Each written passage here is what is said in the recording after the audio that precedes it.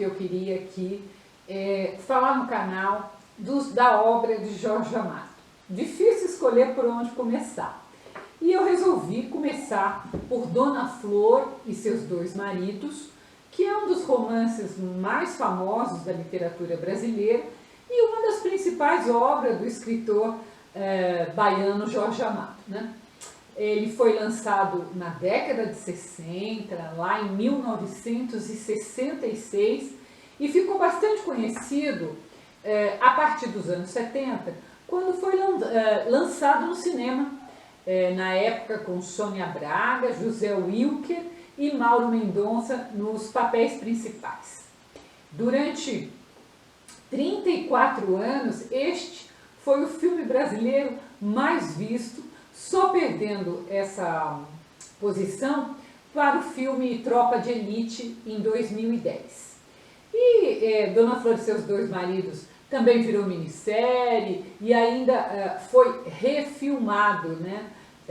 Então, assim, tem muitas versões gravadas de Dona Flor e seus dois maridos. E o que nos conta essa história, né, tão festejada pelo cinema e pela televisão? Então, como é que começa a nossa história? Começa com o Vadinho, marido de Dona Flor, morrendo. Ele morre vestido de mulher em pleno carnaval. E essa ideia, essa imagem já nos dá muito o perfil do Vadinho, né? O Vadinho era mulherengo, viciado em jogatina, um beberrão, né? E vivia às custas praticamente da Flor, que tinha uma escola de culinária. Mas, apesar desse marido quase um traste, né? A Flor era apaixonada por ele e ela sofre muito quando ele morre. Como o próprio nome já diz, e não é um spoiler, né? A Flor, ela vai se casar de novo.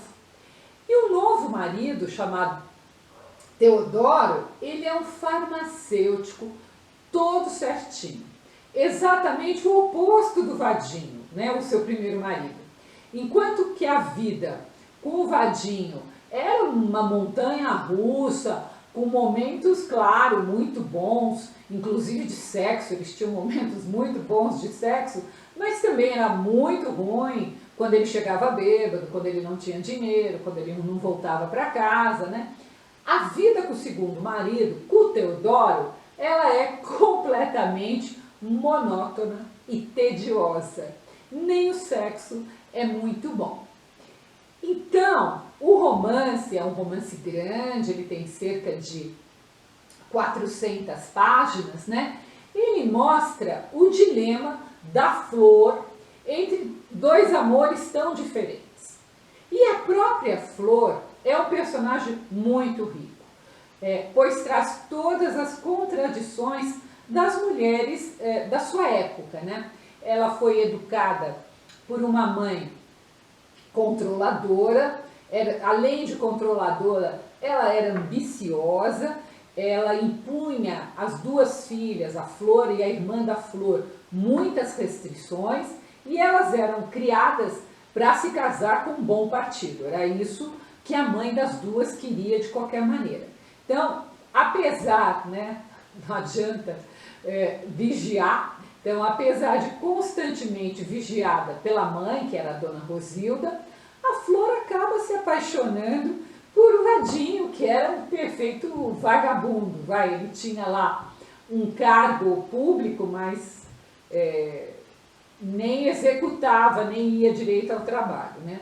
E ela acaba fazendo tudo que a mãe não queria, tudo que a reeducação rígida não permitia, ela vai fazer com o Vadinho e acaba também tendo que se casar com ele, né, para não ficar mal falada, né, e para a tristeza da sua mãe. Mas o mais estranho é que quando a Flor ela vira viúva, mesmo assim ela se impõe um comportamento rígido, né, com medo do que os outros fossem pensar se ela não fosse uma viúva muito recatada. Claro que isso é o fruto da educação que a Flor recebeu da amarga Dona Rosilda.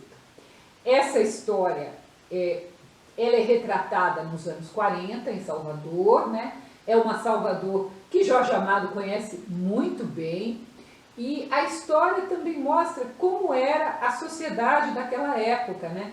E, como eu já disse antes, o papel submisso que essa mulher tinha, que aguentava esse marido, que era um verdadeiro traste, em troca ali de umas migalhas de amor e um bom sexo. É, ao mesmo tempo, um romance popular que soube conquistar um grande público, tanto na sua versão escrita quanto na sua versão imagética, né? Mas também um romance muito bem escrito, que se utiliza do realismo de uma sociedade provinciana com uma certa dose de humor, de ironia e indo até o realismo fantástico para criar uma história muito original.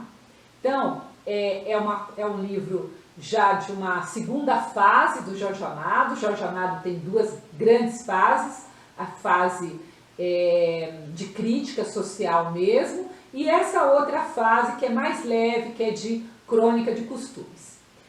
Dona Flor e seus dois maridos é um dos grandes clássicos da literatura brasileira que você não pode deixar de ler.